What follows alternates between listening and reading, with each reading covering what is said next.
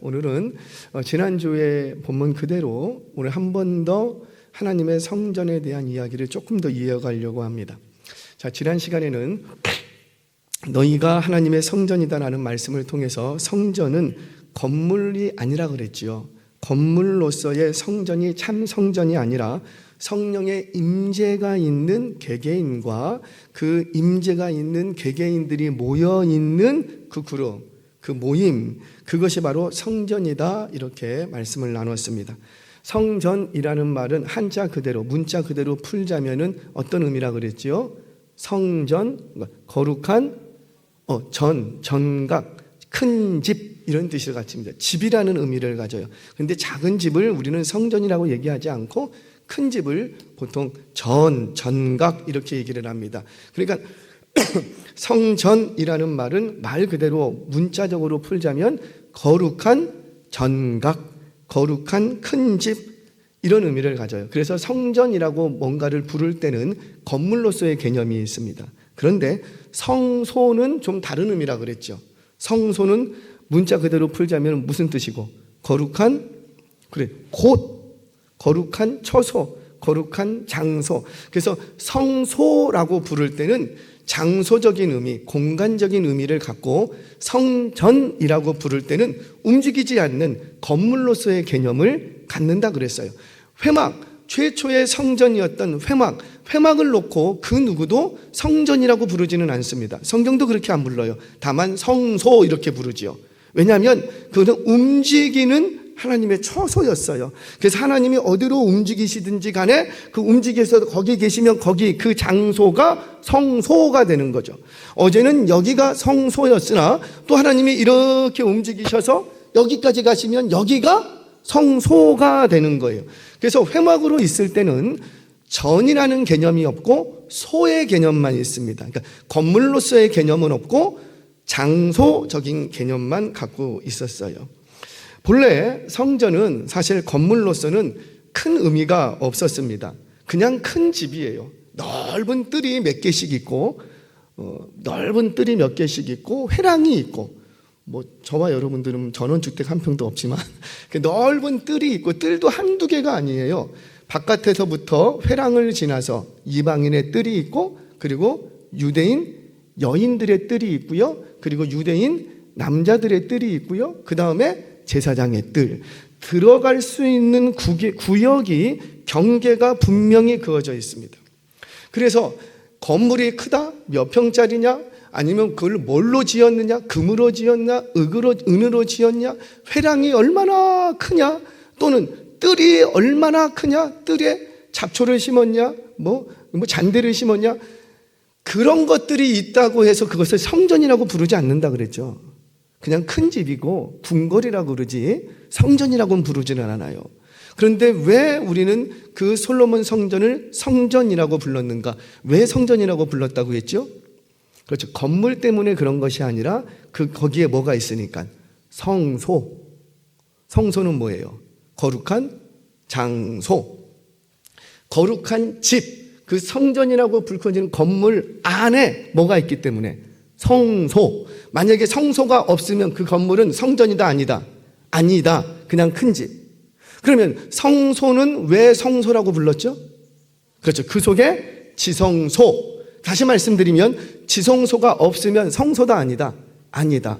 그러면 왜 지성소라고 불렀죠? 거기에 뭐가 있기 때문에. 언약궤가 왜 중요하다 그랬죠? 이렇게 공부를 이렇게 잘하셨어요? 일주일이 지났는데 기억을 다 하시네. 자, 왜 언약궤가 중요하다 그랬지요? 하나님께서 이 백성들을 만나 주시기로 한 약속이 있었어요. 그런데 그 약속을 우리 하나님은 언제든지 우리를 찾아오시고 어디서든 찾아오셔서 우리를 만나 주십니다. 그런데 특별히 이 백성을, 이 공동체를 내가 만나 줄 때 공식적으로 만나 주겠다고 약속하신 장소가 있어요. 그 장소가 어디라? 그렇죠. 언약궤, 뚜껑 위. 뚜껑을 뭐라고 불렀죠? 속죄, 소, 시은, 좌. 속죄소라는 말은 거기에서 속죄가 이루어지는 장소, 그래서 속죄소라고 부르고, 시은좌라고 부를 때는 은혜가 부어지는 장소, 그래서 장소적인 개념이 있는데 여기에 속죄가 이루어지고, 그 속죄는 바로 이제 나중에 밝혀지죠. 그리스도의 피로 속죄가 이루어지고, 그것이 바로 하나님의 은혜의 장소였다.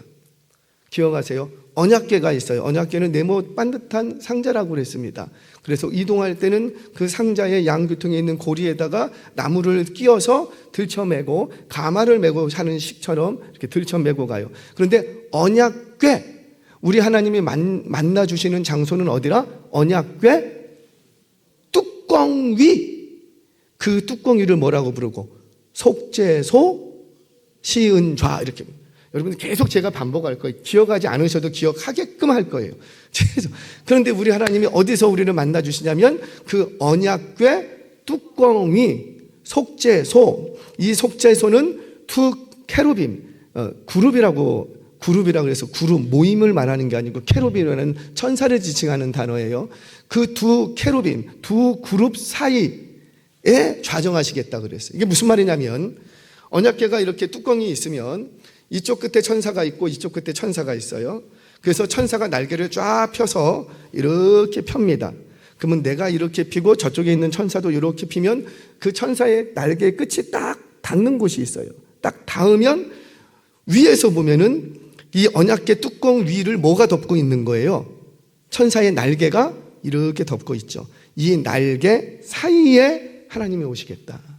지난 시간에 성경 구절을 다 찾아가면서 말씀을 드렸어요.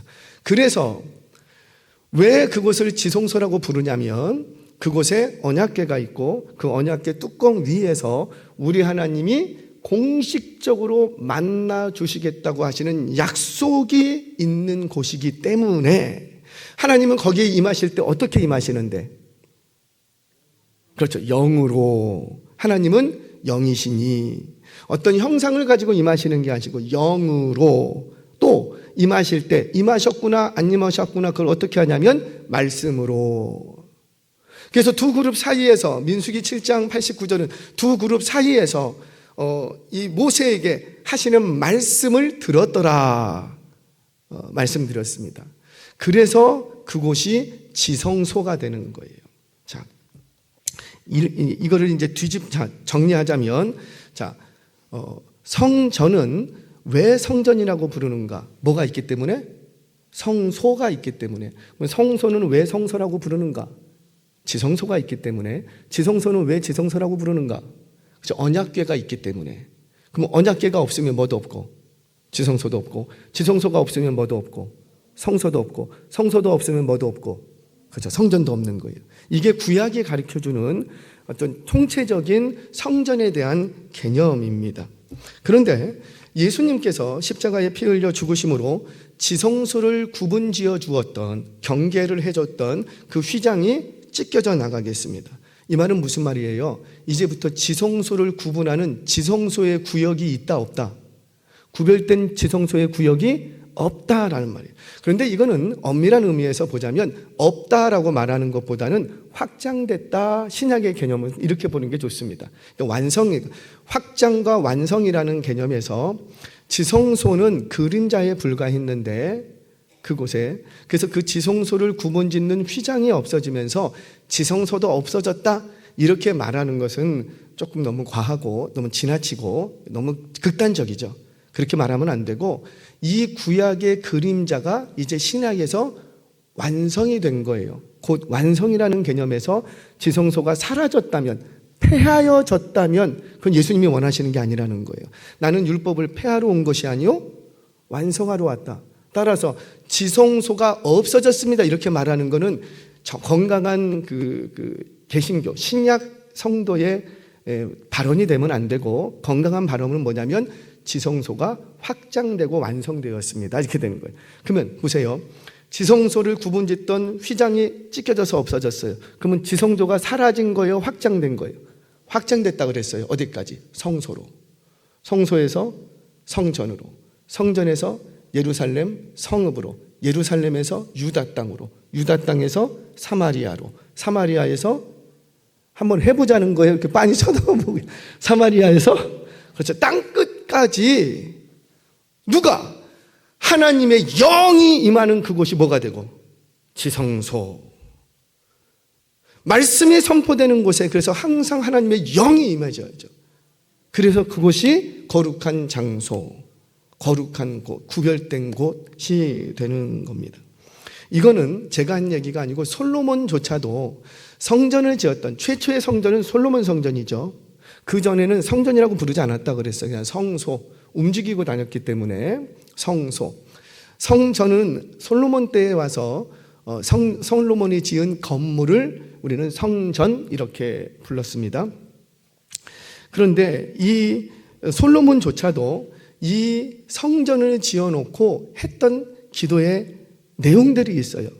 그럼 결론적으로 이렇게 어마어마한 성전을 지어놓고 성전이라고 우리가 부르는데 그곳에 하나님이 계시다 안 계시다? 아직 말이 좀 이상하다. 그곳에 하나님을 묶어둘 수 있다 없다? 없다라는 거죠. 하나님을 모실 수 있다 없다? 사실은 없어요. 그러니까 하나님이 계시지 않은 곳은 없어요. 그러나 여기만 머물러 계시는 건 아니에요. 근데 성전이라는 개념을 자칫 오해하면 하나님을 모셔놓은 곳, 만약 법당, 신당, 산당처럼 하나님을 모실 수 있는 곳 이런 개념으로 생각하시면 그거는 솔로몬이 얘기했던 솔로몬이 갖고 있었던 4,000년 전, 3,000년 전이죠. 3,000년 전에 솔로몬이 갖고 있었던 생각과도 맞지 않다라는 거예요. 그러면 이거는 어떤 의미가 있는가? 한번 찾아보겠습니다. 이 솔로몬은 건물로서의 개념보단 역시 공간과 장소로서의 의미만 뒀다라는 거예요. 건물로서의 의미가 아니고 무슨 의미라고요? 장소와 공간의 의미만 뒀다라는 거예요. 자, 성경 봅니다. 열왕기상 8장 27절 같이 읽겠습니다. 시작. 하나님이 참으로 땅에 거하시리이까 하늘과 하늘들의 하늘이라도 주를 용납하지 못하겠거든 하물며 내가 건축한 이 성전이오리이까. 그러니까 솔로몬도 여기를 성전이라고 불러요. 근데 성전이라고 부르는 이유는 뭐라? 그곳에 뭐가 있으니까. 성소. 그리고 성소 안에 뭐가 있으니까. 지성소. 지성소 안에 뭐가 있으니까. 언약궤. 그러니까 그런 의미에서 성전이라고 부르지 이곳에 하나님을 묶어둘 수 있다 없다? 없다. 솔로몬은 굉장히 정직했어요. 우리가 손으로 지은 아무리 크고 의리의리하게 해도 하늘의 하늘조차도 하나님을 두실 수 없을진데 하물며 내가 손으로 지은 이 성전이니까 여기에 하나님 가둬둘 수 있다 없다? 없다라는 거예요. 자, 그러나 이곳은 아까도 얘기했죠. 건물로서에는 의미를 두기보다 뭐의 의미를 둬야 된다고요? 공간과 장소의 의미가 있다 그래서 그것도 의미도 하나님을 묶어둔다 이런 의미가 아니고 영적인 유익의 의미가 있어요. 영적인 유익, 유익의 의미. 그러니까 이런 거죠. 우리가 이 건물을 귀하게 여겨야 돼요? 귀하게 여기지 않고 막대해도 돼요? 귀하게 여겨야 돼요. 왜 여겨야 되죠? 여러분의 노력과 헌신이 묻어 있어서 그렇게 접근하시면 안 되고 그게 필요 없다라는 말도 아니고 의미 없다라는 말도 아니라 우리의 공로나 우리의 정성 때문에 이게 의미 있다라는 게 아니에요. 이곳이 의미가 있는 거죠. 이 건물보다도 이 건물이 있는 이곳. 왜요? 우리가 언제든지 기도하고 싶으면 어디로 달려가면 되고. 최근에 저희 이제 젊은 목사님들 중에 카페 목회를 하시는 분이 계세요. 이제 지역을 섬기고 지역과 소통하면서 교회를 일구어간다. 저는 절대 그분들을 험담하거나 깎아내리고 싶은 마음이 없고 좀 견해가 다르다라는 제 견해만을 좀 말씀드립니다. 카페 목회가 한참 우리 목회자들 사이에서 개척이 어려우니까 개척을 하면은 정말 일장 같지가 않거든요. 옛날에는 개척하면 어디서 하셨고 카페에서 했어요, 반지하에서 했어요. 근데 그런 개념이거든요. 옛날에는 그랬거든요. 근데 지금은 반지하나 넉막 깔고 그렇게 예배드리면 개척이 될까요, 안 될까요? 이게 현실적으로 안 돼. 옛날에도 어려웠지만 지금은 더 어려워요. 그래서 개척하시는 목사님들이 돌파구를 찾은 게 뭐였냐면은 카페. 카페를 하면서 교회를 하자. 그게 좀 주류였어요. 목회의 트렌드라고나 할까요? 미래 목회의 대안처럼 제시됐습니다. 근데 저는 사실 좀 반대예요. 교회가 카페를 하면 될까요? 안 될까요? 안 돼요? 돼요? 안 돼요? 돼요? 이런 거죠. 교회가 개척을 하면서 카페를 통해서 개척을 하면 저는 안 된다고 생각합니다. 왜냐하면 뭐 현실적으로 말할게, 인테리어 비용도 이게 한두 푼 들어가는 게 아니야. 그 돈 있으면 그냥 교회를 하시는 게 저는 좋다고 생각을 해요. 훨씬 낫다고. 또 카페를 하면 수입원이 생기기 시작을 합니다. 그러면 아무래도 목회에 집중하는 것보다는 조금 다른 면에 더 집중하고 생각을 많이 할 수밖에 없어요. 아무래도 말씀 연구라든지 기도하는 일, 그러니까 저는 좀 고지식해서 그런지 몰라도 목회는 그런 거라고 생각을 해서, 근데 그런 것들을 하기가 조금 어려워요. 근데 그게 저는 카페 목회가 잘못됐다는 얘기 아니고, 근데 그분들은 한다고 나름대로 하지만 안 돼요. 근데 결정적인 이유는 뭐냐면, 카페 목회를 하시는 분들은 예배 시간을, 그 공간을 예배 시간에는 카페로 만들고, 그리고 예배 시간이 아닐 때는 카페로 쓴다는 거예요. 그게 기본 개념이거든요. 근데 문제는 뭐냐면, 성도들이 부르짖고 기도하고 싶어. 그럼 어디로 가야 돼요? 카페로 가야 돼요? 아니면 집 가까운 교회로 가야 돼요? 이제 이런 상황이 발생을 하는 거예요. 뭐 말씀도 드리고 뭐 예배 시간 그 한 2시간 딱 시간을 딱 구별해서 거기서 찬양하고 예배 드리고 다 좋아요. 그거 끝나면은 뭐 영업을 하고 뭐 거기까지도 제가 수용을 하겠어요. 근데 중요한 건 뭐냐면, 기도를 하고 싶어. 근데 교제는 돼. 그쵸? 카페니까 교제가 얼마나 잘 되겠어요. 교제는 되는데 내가 정말 부르짖으면서 기도하고 싶어. 그러면은 어디로 가요? 내가 섬기는 카페 교회로 가야 돼? 아니면 집 가까운 교회로 가야 돼요? 그러니까 이런 상황이 발생하더라는 거죠. 그래서 카페로 시작하는 목회는 사실 성공적인 목회를 아직까지 보지를 못했어요. 그런데 교회가 세워졌어요. 교회가 든든하게 세워지고, 교회가 어느 정도의 이런저런 일을 할 수 있는, 지역을 섬길 수 있는 어떤 여력이 생겼어. 그럼 카페 할 수 있을까요? 없을까요? 그때는 있는 거죠. 이거는 뭐 우리 교회 뭐 교회를 일으키기 위해서 한다는 게 보다도 성도들의 교제의 공간과 지역의 전도의 공간과 뭔가 만남의 장소로 어떤 전략적인 면에서 할 수도 있는 거예요. 물론 뭐 돈 벌자고 하는 건 아니니까. 그러니까 이게 순서적인 면을 잘 가문해야 되는데 그거를 못 하시는 분들이 계셨어요. 제 주변에도 그런 분들이 몇 분 계셨거든요. 그런데 다 지금 카페 문 닫았어요. 왜 그럴까요? 맛이 없어. 왜요? 목사님들이셨기 때문에. 경영이나 사업은 경영 아니겠습니까? 아무리 조그만한 구멍가게라 할지라도 경영이나 또는 거기에 이제 기술적인 면, 실력 이런 게 동네에 있는 커피숍하고 견주어서 이게 안 돼. 그러니까는 처음에는 좋은 의도로 기도 많이 했지만 차츰차츰 문을 닫게 되더라는 거예요. 자, 제가 좀 다른 방향으로 갔는데, 자, 이 건물이 우리에게 의미가 있는 것은 이 건물이 우리에게 영적 유익을 주는 공간과 장소를 제공한다는.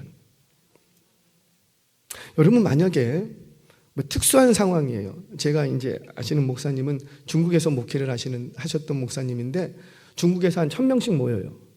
1000명씩 모이는데 어디서 예배를 드려야 돼요? 드릴 데가 없는 거예요. 이게 한 10명, 20명 있을 때는 창고도 빌리고 공안들 몰래 그렇게 예배를 드렸어요. 근데 모이는 숫자가 점점 많아져. 뭐 1000명씩 모여버려요. 그러니까 이거 어떻게 모일 데가 없는 거예요. 그래서 찾는 것이 이제 호텔에 계약을 하고 한 달씩 좀 있게 좀 한 달 아니면 뭐 2주 그러면서 매일 옮겨 다니는 거예요. 매일 옮겨 다니는 거예요. 그때 그 목사님이 정말 기도하고 간절히 소망했던 건 딱 2가지였대요. 찬양 소리 내면서 마음껏 찬양할 수 있는 공간 주세요. 마음껏 부르짖으면서 기도할 수 있는 공간 주세요. 왜냐하면 중국에서는 1000명이 어디서 마음껏 찬양을 해. 천명이 어디서 마음껏 부르짖으면서 기도를 해? 못해요. 그러니까 항상 이 목사님이 목회하면서 갈등이 생깁니다. 그래서 나중에 결단 내립니다. 삼자교회로 등록해라. 그리고 공안들 지켜보는 앞에서 설교하고 예배드립니다. 진짜 공안들이 와서 서 있어요. 저 뒤에 사복 입고 와요. 서 있어요. 공안 온 거를 알려줘요. 나 공안이라고. 서 있어요. 그 공안들을 세워놓고 회중들이 찬양하고 예배하고 기도해요. 여러분, 그런 장소에서 찬양하고 예배하고 기도하면 찬양하고 예배하는 게 살살 할까요? 세게 할까요? 안 해봐서 몰라. 이게 자칫하면 잘못 잡혀가잖아요. 그럼 어떤 험한 꼴 당할지 몰라. 그래서 필사적으로 합니다. 오늘이 마지막일 수가 있는 거예요. 공안 심기만 틀어지면 어떤 것도 갖다 붙일 수 있잖아요. 공안 심기만 틀어지면 그냥 바로 삼자교회로 등록했던 이 교회 건물이 있었거든요. 이제 어쩔 수 없어요. 왜? 정기적으로 모여야 되는데 이제 돌아다니면서 하는 게 이게 너무 힘들고 안 되는 거예요. 그래서 세우자. 그래서 삼자교회로 등록하고 건물을 얻었단 말이에요. 물론 그 건물 나중에 뺏겼습니다. 공안은 그래요. 뺏어가요. 그냥 국가의 소속이 딱 해버리면 그 10년 동안 목회했던 모든 것들이 거기서 끝장나는 줄 알았어요. 그 목사님 심정이 그래요. 추방당하고 그리고 저하고 만났을 때 그때 자기 목회가 끝장나는 줄 알았대요. 진짜 끝장났죠.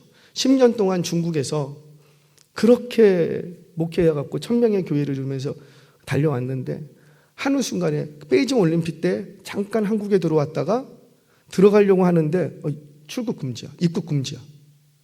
추방이 딱 된 거예요. 자기도 모르게. 그래서 베스트 멤버들, 그 핵심 멤버들 50몇 가정을 다 블랙리스트로 올리고 다 추방시켰어요. 목사님 잠깐 들어왔는데 들어가지는 못해요. 사모님하고 애는 교회에 남아있어요. 공안들 맨날 와서 진치고 있어요. 성도님들이 예배 드릴 수 있을까요? 흩어지는 거예요. 교회가 다 성도님으로 흩어져요. 그 교회에 남아있는 성도가 몇 명 안 돼. 그럼 이제 공안이 어떻게 하고? 그 건물을 싹 입식구 그냥 손도 안 대고 코도 안 풀고 그냥 가져가는 거예요. 목사님이 들어왔어요. 아니 목사 하나님한테 원망도 했대요. 아니 10년 동안 그 각혈을 하면서 목회를 했거든요. 10년 동안 각혈을 하면서 그렇게 갖고 교회를 목회를 했는데 하나님은 어떻게 나한테 이러실 수 있습니까? 어떻게 나한테 이럴 수 있습니까? 처음에는 원망도 했대요. 그러다가 일정 시간이 지나면서 거기서의 목회가 헛된 건 줄 알았어요. 헛된 목회인 줄 알았어요. 그렇잖아요. 물건품이 없어져 버렸으니까. 그런데 헛되지 않았다는 거죠. 그때 있던 그 성도들이 뿔뿔이 흩어지면서 또 다른 교회들을 세우고 최근에는 이제 그쪽으로 개척교회를 파송을 하고 그렇게 해갖고 교회를 그분이 이제 지난번에 오셨던 저희 시찰장 이기동 목사님이세요. 그분이. 그래서 제가 상황을 너무너무 잘 압니다. 너무너무. 사랑하는 여러분, 우리에게 이 건물을 주신 건 정말 감사해야 되는 거예요. 아멘이세요? 여러분 마음껏 찬양할 수 있다는 게 얼마나 놀라운지 몰라요. 하나만 더 얘기할까요? 공간에 대해서.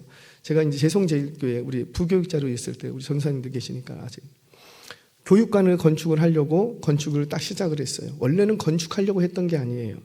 그냥 주차장만 지으려고 했는데 이 시행사가 딱 이제 입찰을 했는데 굉장히 저렴하게 들어온 거예요. 그래서 다 지어라. 그래서 짓게 된 거예요. 원래 시작은 그냥 주차장만 할 생각이었는데 지었어요. 지었는데 나중에 저한테 이제 고목사가 이거 책임지고 이거 다 정리하세요. 그래서 제가 3년 동안 업자들 만나고 그거 막 데모하고 그거 다 막고 그리고 막 이러고 와서 행패 부르는 거 다 정리하고 그러면서 교회 건축을 해갑니다. 의뢰에 있는 것들. 그래서 일일이 도면 확인하면서 물건 다 감리까지 다 하고 제가 조금 아니까 감리까지 타일로 하나 뭐 해야 되는지 제 허락 안 받으면은 그거 안 돼요. 타일로 다 바꾸고 그렇게 공사를 하는데 털을 팠어요. 털을 팠는데 이 건축업자 설계하시는 분들은 미관만 생각하거든요. 근데 저는 예배를 본단 말이에요. 털을 팠는데 세상에나 바로 옆에가 그 주택가야. 주택가인데 스피커를 이렇게 쏜 거예요. 그러면 여기서 소리를 빵 치면은 저쪽에 있는 주택가들 어떻게 될까요? 바로 난리 나는 거지.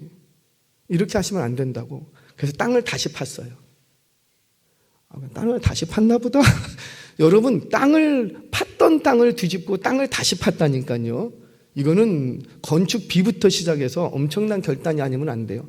근데 그렇게 해놨더니 그렇게 그 공간에서 예배를 드려도 한 300석대는 규모였는데 그 공간만 예배를 드려도 주변에서 민원이 들어온다 안 들어온다?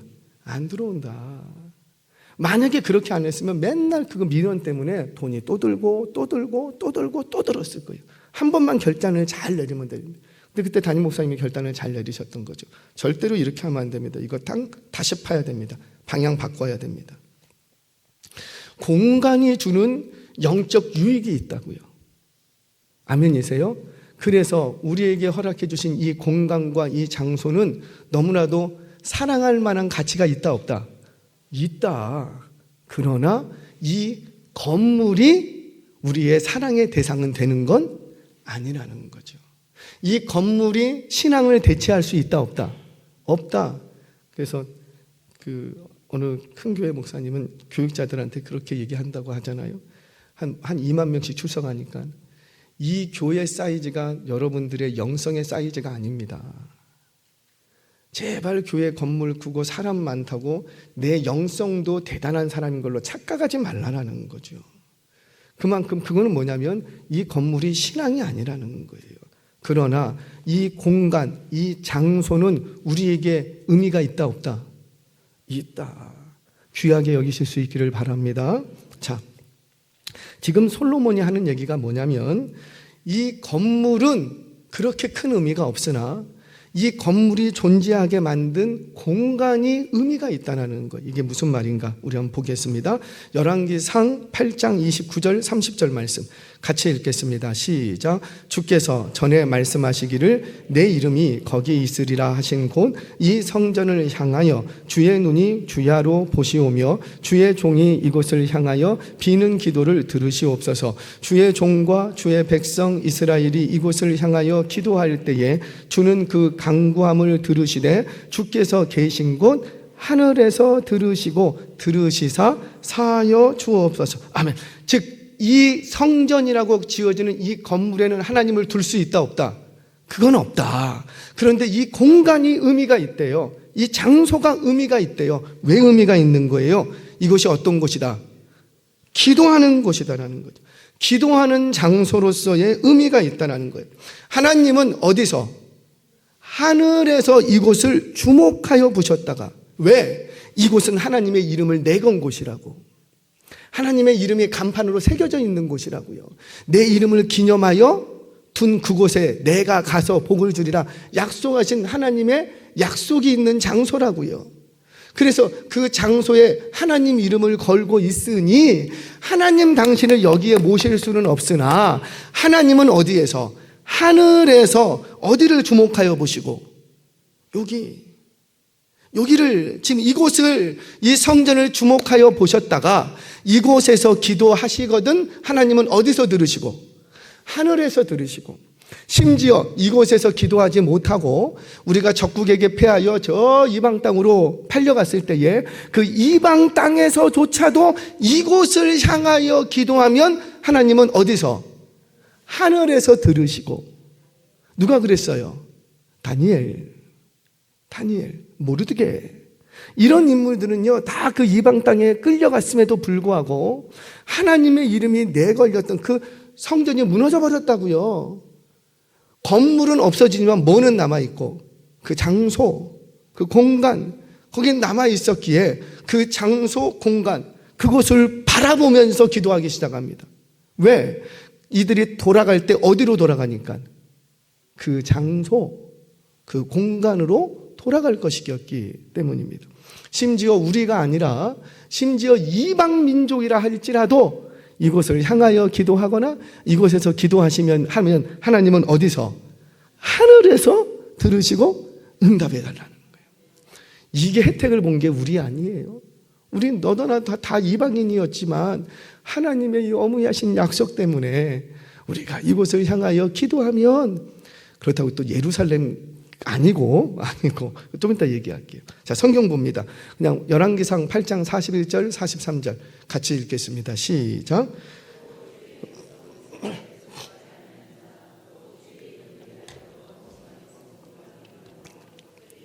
주의 크신 이름과 주의 능한 손과 주의 펴신 팔의 소문을 듣고 와서 이 성전을 향하여 기도하거든 주는 계신 곳 하늘에서 들으시고 이방인이 주께 부르짖는 대로 이루사 땅의 만민이 주의 이름을 알고 주의 백성 이스라엘처럼 경외하게 하시오며 또 내가 건축한 이 성전을 주의 이름으로 일컫는 줄을 알게 하소서. 아멘. 하나님은 어디 계시다고 자꾸 얘기해요. 하늘에. 그리고 어디를 주목하여 보시고, 이 성전을 주목하여 보시고, 이 성전을. 그러니까 구약적인 아직 성전이 사라지지 않은 시간이었어요. 자, 한 군데 더 보죠. 이왕 보는 거. 열왕기상 8장 45절 같이 읽겠습니다. 시작. 주는 하늘에서 그들의 기도와 간구를 들으시고 그들의 일을 이거는 솔로몬이 하는 얘기예요. 지금 기도하면서. 그러니까 3000년 전 솔로몬의 머릿속에도 이 건물 안에 하나님을 가둘 수 있다 없다? 없다. 하늘에 계시다. 하늘에 계시다라는 것은 하늘, 이 땅 어떤 처소도 다 하늘 아래에 있는데 그럼 어떤 처소도 다 하나님의 처소가 된다라는 개념이에요. 자, 그처럼 그래서 건물로서는 사라질지 모르지만 공간, 장소로서의 의미는 우리에게 남아있다라는 거지요. 이 성소, 이 장소, 이곳에 이 건물 안에 하나님을 가두어둘 수는 없으나 하나님의 이름이 내걸린 장소이기 때문에 이 장소, 이 곳을 향하여 기도하면 응답해달라고 솔로몬은 기도하고 있다. 이게 솔로몬이 가지고 있었던 소위 성전론, 성전에 대한 개념이었어요. 그래서 예수님께서도 말씀하셨습니다. 내 집은 뭐 하는 집이라? 이 말씀을 어디서 하셨냐면은 예루살렘 성전에서 하시고 계시는 거예요. 그 성전에 들어가셔서 이 집은 누구의 집이라? My home, 나의 집이라는 거예요. 그러면서 하시는 말씀이에요. 내 집은 만민이 기도한. 이거는 예수님만 얘기하신 게 아니고 이미 누가 얘기했던 거예요? 솔로몬. 1000년 전 솔로몬이 얘기했던 거죠. 그래서 이곳은 기도하는 공간, 기도를 위해 약속이 있는 구별된 장소, 그 의미도 이곳에서만 기도해야 더 경건하거나 거룩한 것은 아니나 이곳은 모든 믿는 자들이 기도하기 위해 약속해 놓은 장소, 구분해 놓은 장소라는 의미에서 굉장히 영적 유익이 크다라는 거예요. 그래서 보편적인 상황 속에서 특별한 정쟁통이나 이런 특별한 상황이 아니라 보편적인 일상 속에서는 예배하기로 정한 그 장소는 예배와 기도가 항상 정규적으로 끊임없이 이루어져야 하는 거예요. 그래서 그곳에서 멈추면 안 되는 거예요. 멈추면 저는 죄입니다. 죄. 멈추는 건 죄라고 봐요. 그러니까 절대로 멈춰서는 안 되는 거예요. 계속해서 그거 하라고 구별된 장소였기 때문에 계속해서 진행이 이루어져야 한다라는 거죠. 이것이 바로 솔로몬이 가지고 있었던 성전에 대한 개념이었어요. 자, 오늘 이제 본문을 좀 들어갑니다. 이 바울이 가지고 있었던 성전의 개념도 조금 보충 설명으로 지금 하려고 그래요. 오늘 바울 역시도 너희가 성전이라고 말하지요. 그러니까 이것은 건물을 두고 말한 것이 아니었다라는 거예요. 뭘 두고 말했을까요? 그렇죠. 너희가 교회라고 했으니까 너희가, 그렇죠, 사람들, 그 모임을 얘기를 하는 것이었죠. 그래서 여러분 중요한 진리 하나를 말씀드릴게요. 교회는 유기체예요. 가족이라는 말을 쓰죠. 유기체예요. 건물이나 조직이나 제도는 유기체예요, 무기체예요? 무기체라고 말하기도 좀 어렵지만 하여튼간 유기체가 아니에요. 그러니까 교회는, 성경에서 말하는 교회는 유기체예요. 유기적인 관계가 있는 곳이라는 거죠. 관계가. 그 교회를 더럽히지 말라.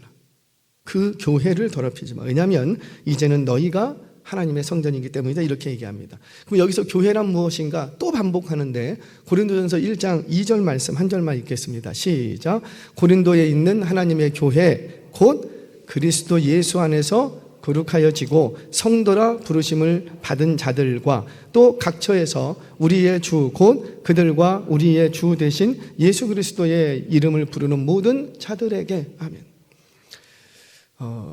우리 개신교, 우리가 개신교라고 말을 하지만 예수님 때로부터 흘러나왔던 카톨릭이 변질시키기 이전 원형적인 기독교의 형태를 1세기에서 발견을 할 수가 있습니다. 1세기에서 발견됐던 교회의 형태가 점점 시간이 지나면서 2세기를 지나고 3세기를 지나면서 카톨릭화 되게 돼요. 종교화 되게 되죠. 그리고 천년이 쭉 흘러버리는 거예요. 자, 그 카톨릭 종교화 되기 전에 독이 되기 전에 우리 그리스도인들의 예배의 형태는 어땠냐면 굉장히 심플하고 간단합니다.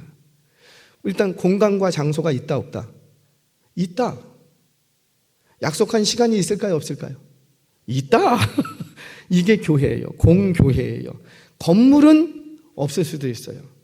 작은 집일 수도 있고 들판일 수도 있고 산속일 수도 있고 해변가일 수도 있고 그건 틀리지만 중요한 건 뭐냐면 교회는 1세기 교회는 공간과 장소는 있었다는 거예요. 오늘 누구누구 집에서 모이자. 오늘 몇 시에 해변가 어디서 모이자. 그들이 정한 공간과 장소가 있었다는 거예요. 그래서 기도하러 갈 때도 어디로 가고 물론 개인 집에서도 기도합니다. 그럴지라도 우리가 정한 공간과 장소, 약속한 시간을 따라서 기도하게 모입니다. 종종 교회 안에서 여기 계신 분들은 그럴 일이 없지만 헌금 때문에 시험이 드시는 분들이 계신다고 해요. 그러니까 마치 교회가 헌금을 거두어 드리는 세금 걷는 것처럼 그렇게 생각을 하시는 분들이 계신 것 같아요. 근데 그거는 죄송해요. 학문적으로 보고 역사적으로 보고 교회론적으로 성경적으로 보고 그건 오해예요. 한 가지만 얘기할게요. 본래 1세기에는 예수 안 믿는 사람들은 헌금 시간에 참여하지도 못했습니다. 헌금 시간은 오직 세례받은 사람들만의 고유의 영역이었어요. 애찬과 성찬과 그 세례, 이 시간은 오직 예수 믿는 자들만, 학자에 따라서 애찬은 예수 안 믿어도 참여할 수 있었다 이렇게 얘기하시는 분들도 계세요. 정확하지는 않지만 애찬과 성찬의 기준이 애매하게 드러나 있거든요. 여하튼 간에 일단 모이면 그 공동체가 예배를 시작을 합니다. 우리는 지금 타종을 하지만 과거에도 타종을 했을까요? 초대교회는 그렇게 안 했어요. 우리 예배 시작합시다. 시간이 됐네요. 시작을 합니다. 타종은 카톨릭에서 넘어오는 것들이죠. 딱 시작을 합니다. 시작을 하면 예배가 찬양을 드리고 감사기도를 드리고 그 다음에 말씀 선포를 하고 또 찬양을 하고 여기까지가 예배 끝이에요. 이 예배는 누구나 와서 참여할 수 있습니다. 누구나 와서. 그런데 이 예배가 딱 끝나면 2부 순서가 있어요. 2부 순서는 광고 순서가 아니라 2부 순서는 헌금 시간과 성찬의 시간이 있습니다. 매 모일 때마다 있거든요. 그래서 세례받지 않는 사람들은 와서 관망은 할 수 있으나 그 의식에 참여할 수 없어요. 그 의식 중에 하나가 헌금하는 거였어요. 그러니 저는 단언하게 얘기하면 예수 안 믿고 헌금하기 싫으면 하지 마세요. 우리 하나님도 그거 원치 않으세요. 하지 마세요. 하기도 싫은데 왜 그걸 하십니까? 믿음도 없는데 이거 하나님의 것이라고 믿지도 않는데 그거 주면서 얼마나 아까울 거예요. 안 하셔도 돼요. 그런데 내가 믿음이 있고 하나님의 자녀가 됐다는 것을 확신한다면, 내게 온 모든 것이 다 하나님으로부터 왔다고 믿는다면 어떻게 해야 될까요? 그럼요. 헌금 하셔야 되는 거예요. 얼마큼 하라 그랬어요? 많이. 첫 번째는 형편대로, 주신 대로. 주시지 않은 곳에서 거두시지 않는다고요. 주신 대로. 이게 보편적인 상황 속에서 우리가 항상 규칙적으로 성실하게 꾸준히 해야 되는 것은 여기에요. 두 번째, 믿음대로. 하나님이 주시는 감동을 따라서 또는 내 형편에 지나도록 해야 될 때도 있거든요. 그러니까 이 두 개가 균형을 이루어져 가야지 되는 거죠. 형편과 형편대로, 믿음대로, 이 두 개. 근데 이 두 개는 오직 누구의 영역이었냐면 사실 믿는 자들만이 할 수 있는 영역이었던 거예요. 그래서 절대 헌금 때문에 시험 드실 일이 사실은 없는 거예요. 없는 거예요. 시험 들 일이 없는 거예요. 하나님을 안 믿으니까는 헌금이 다는 게 좀 시험 들 수 있겠죠. 근데 시험 드시 하나님도 그거 하라는 말 안 했다니까요. 그러니까 헌금 때문에 하나님 앞에 드리는 것 때문에 시험 들 일이 있다 없다? 없다. 들어서도 안 되지만 들을 이유도 없는 거예요. 자, 제가 오늘 헌금 얘기를 하는 건 아니고, 자, 그렇게 이 바울은 우리의 이 공간 장소에 모여 예수 그리스도의 이름을 부르는 자들과 주로 고백하는 그 신앙 공동체를 뭐라고 불렀다고요? 교회 이렇게 불렀다는 거예요. 그러면서 이 바울이 하는 얘기가 이 교회를 더럽히지 말라 라고 말을 합니다. 그러면 이 교회를 더럽히지 말라, 이 말은 무슨 말이에요? 여기에 뭐 음식물을 떨어뜨리지 말라 그 뜻이에요? 아니죠. 그럼 뭐가 지금 뭐를 더럽히지 말라라는 거예요? 그렇죠. 사람들을, 이 거룩해진 사람들을 자꾸 더럽히지 말라라는 거예요. 그런 의미지, 여기에 뭐 음식물 떨어지지 못하게 해라, 그런 의미가 아니었다는 거죠. 자, 그렇다면 이 말씀은 고린도 교회를 향해서 주시는 말씀이었어요. 그런데 이 말씀을 해석할 때는 지난 시간에 4장까지는 이 배경을 가지고 해석을 해야 된다 그랬어요. 왜 바울이 교회를 더럽히지 말라 이렇게 얘기했죠? 이유가 뭐예요? 그렇죠. 분파주의. 4장 21절까지는 분파주의 때문에 지금 하시는 말씀이에요. 근데 분파주의가 왜 왔는데? 인간적인 생각 때문에. 인간적인 생각과 인간적인 수단과 인간적인 계산 때문에 분파주의. 나는 바울파, 너는 게바파, 너는 아볼로파, 너는 그리스도파. 패를 갈랐다고요. 그러니까 지금 교회를 더럽히지 말라고 했을 땐 바울은 지금 뭘 콕 집어서 얘기하는 거예요? 그렇죠. 너희들의 인간적인 생각으로 이 거룩한 교회 공동체를 더럽히지 말라라는 거예요. 더럽히지 말라. 사랑하는 여러분, 그렇다면 교회가 거룩하려면 다 왔어요. 교회가 거룩하려면 뭐가 거룩해야 될까요? 이 건물, 공간, 장소가 거룩해야 돼요? 아니면은 그 속에 있는 사람들이 거룩해야 돼요? 사람들이 거룩해야 돼요. 사람들이. 그러면 그 사람들이 거룩하다는 것은 도대체 뭐가 거룩해야 거룩한 거죠? 이게 여기서부터가 이제 진짜 핵심이에요. 진짜 핵심이에요. 행동이 거룩해야 될까요? 말투가 거룩해야 될까요? 목소리가 거룩해야 될까요? 아니면 얼굴 생김새가 거룩해야 될까요? 뭐가 거룩해야 될까요? 다 아시네요. 잘 아시네요. 역시 우리 은혜교회는 좀 너무 감사해요. 수준이 있어. 할렐루야. 생각과 마음이 거룩해야 되는 거예요. 생각과 마음. 자, 바울의 이야기를 조금 넘어갈게요. 이 바울은 그의 서신서에 보면 사람을 구성하는, 인간을 구성하는 요소들을 얘기합니다. 인간은 뭘로 요소가 돼 있죠? 구성되어 있죠? 혼과 영과 육신. 몸, 혼, 영, 육, 혼, 보통 이렇게 얘기하죠. 그래서 이것이 3분설이다, 2분설이다. 신학자들끼리 싸우라고 냅두세요. 우리는 그거 갖고 싸울 필요가 없어요. 그래서 뭐 이게 2분법이 됐든 3분법이 됐든 내가 둘로 쪼개지는 것도 아니고 내가 셋으로 쪼개지는 것도 아니니, 다만 바울이 얘기하는 건 뭐냐면 인간을 구성하는 요소가 있는데 이게 3분법, 2분법 그 얘기를 하는 게 아니고 영과 육과 혼이 있다 이렇게 얘기를 합니다. 육은 뭐예요? 육은 소마라고 해서 이 몸뚱아리를 얘기를 합니다. 근데 이 몸뚱아리만 얘기하는 게 아니고 이 육체를 포함해서 이런 거죠. 내가 육체가 배가 고파. 배가 고픈 거는 내 육체가 배가 고픈데, 배가 고프면은 먹고 싶고, 피곤하면 자고 싶고, 이런 몸, 육체적인 어떤 이런 몸의 상태를 갖고 있는 걸 우리는 몸, 육이라고 얘기를 합니다. 그렇죠? 육. 그래서 육적인 생각 이러면은 한마디로 동물적인 본성을 따라간다 이 말이에요. 동물적인 본성. 그래서 이 육이라는 것은 가시적이고 물리적이에요. 손에 만지면 만져지고 꼬집으면 아프고. 누가 나를 확 꼬집었어요. 그럼 아파요, 안 아파요? 아파요, 아파요. 근데 여기서 아픈 걸로 끝나지 않고 아이고 아파! 막 이건 누구야? 이러면 뭐예요? 내 안에 육적인 요소들이 확 일어나는 거예요. 이건 무슨 그러니까 동물적인 본성이 일어난 거지요. 동물적인 본성. 그래서 성경에서 바울이 육이라고 얘기할 때는 이 몸뚱아리, 살덩어리, 이 육만 얘기하는 게 아니고 육에 갖고 있는 성질, 육으로 인하여서 나타나는 동물적인 본능적인 감정들, 이런 것들을 통틀어서 육이다 이렇게 얘기합니다. 뭐 혼은 뭔가? 혼은 보통 우리의 그런 얘기 있죠. 우리 이걸 딱 보죠. 혼이 담겼어. 막 이러잖아요. 혼이 뭐예요? 일단 정신이라고 얘기할 수 있어요.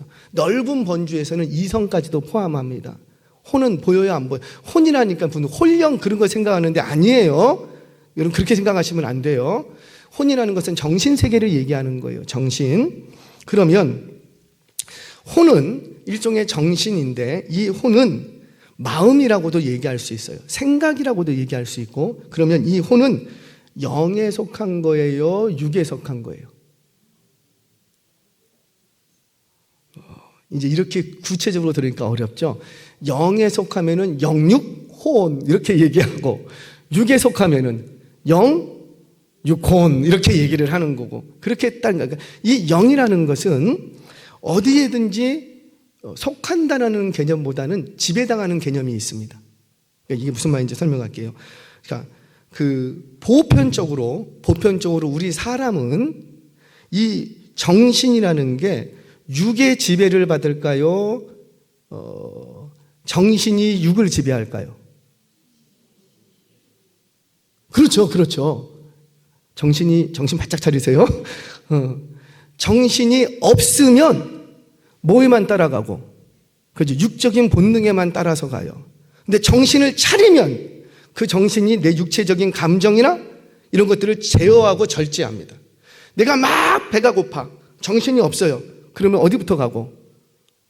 뭐 이제 냉장고 막 열고 막 주변에 뭐 누가 있건 없건 뭐 남편이 있건 뭐 내 입만 먼저 내 배만 채우고, 그리고 다 채우고 나면 그 다음에 이제 사람들이 보이기 시작하고, 이런 게 뭐예요? 동물적인 감각만 있는 거죠. 이건 정신의 지배를 받는 게 아니에요. 그런데 내가 너무너무 배가 고프지만 내 아버지가 계시고 내 자녀들이 있고 막 그러면 누구면 먼저 먹이고, 그렇죠. 자녀들, 어머니, 주변에 약한 자, 이거는 내 육적인 소욕들을 뭐가 지배하는 거예요? 정신이 지배하는 거예요. 그래서 보편적인 인간이라고 말할 때는 정신이 육체를 지배합니다. 그런데 간혹 가다가 이 정신이 육체를 지배하지 못하고 육체가 동물적인 본성으로 그냥 막 정신없이 살아. 그러면 우리는 그 사람을 가지고 이 짐승만도 못한다, 짐승 같다, 뭐 이렇게 얘기를 하는 거예요. 자, 여기까지 이해가 되시죠? 그러면 그 정신을 지배하는 건 뭘까요? 그렇죠. 이제 영이 나오는 거예요. 그 정신을 지배하는 것, 마음과 생각을 지배하는 것. 물론 이 마음과 생각도 육체의 지배를 당할 수가 있는데, 그거는 차지하고라도 지배를 당하기도 하고, 또 이 정신 세계가 영의 지배를 받는 거예요. 영은 우리의 살덩어리를 지배하는 게 아니라고요. 이해가 되세요? 영에 내가 성령의 충만함으로 받으면 막 주름살이 막 펴지고 막 탱탱해지고 막 그래요? 노안이 갑자기 2.0으로 바뀌고 그래요? 그래요? 안 그래요. 성령의 충만함을 입으면 성령이 어디에 충만하게 거하시는가? 이 살덩어리에 임하는 게 아니라는 거죠. 이 살덩어리에 임하는 게 아니고 어디에 임하시고? 그래서 내 정신세계, 내 의식, 내 생각, 내 마음. 그러면 그렇게 성령의 지배를 받는 생각과 마음을 가지고 있으면 뭐를 지배하기 시작하고? 육체. 그래서 성령의 지배를 받는 사람은 육체의 소욕을 따른다, 안 따른다? 안 따른다라는 거예요. 그런데 성령이 나를 지배하지 못하면, 악한 영이 지배하거나 아니면 인간적인 육신의 소욕이 나의 정신세계를 지배하기 시작하면 하나님과 원수가 된다, 이렇게 얘기를 하는 거예요. 자, 그러면 우리가 거룩해지려면 뭐가 거룩해져야 돼요? 우리의 생각, 우리의 마음, 이것을 누구로 세워가야 되고, 그렇죠, 하나님의 영으로, 거룩하신 그 하나님의 영으로 채워가야 되는 거예요. 여러분, 성경을 보고 제가 확인하고 마치겠습니다. 에베소서 5장 18절, 정말 그런가 같이 보겠습니다. 시작. 술 취하지 말라. 이는 방탕한 것이니 오직 성령의 충만함을 받으라. 여기서 취하지 말라와 충만이라는 개념을 동일시하고 있습니다. 이 말은 뭐냐면 내가 충만함을 받다라는 것은 지배당하는 것을 얘기해요. 술이 내 안에 들어갔어요. 술이 내 안에 들어갔는데 나는 똑바로 걷고 싶어도 똑바로 걸어져요? 못 걸어져요? 다 먹어봤으면서 왜 그래? 못 걸어. 왜 못 걸어요? 나의 마음은, 이 몸이 컨트롤이 되지를 않아. 왜? 나의 정신, 이 이성, 이런 것들을, 감각들을 누가 다 지배하고 있으니까. 술이 지배를 하고 있으니까 이게 컨트롤이 되지를 않아. 그러니 너희는 술 취하지 말고 뭐에 취함을 받으라. 그저 성령으로 취해라.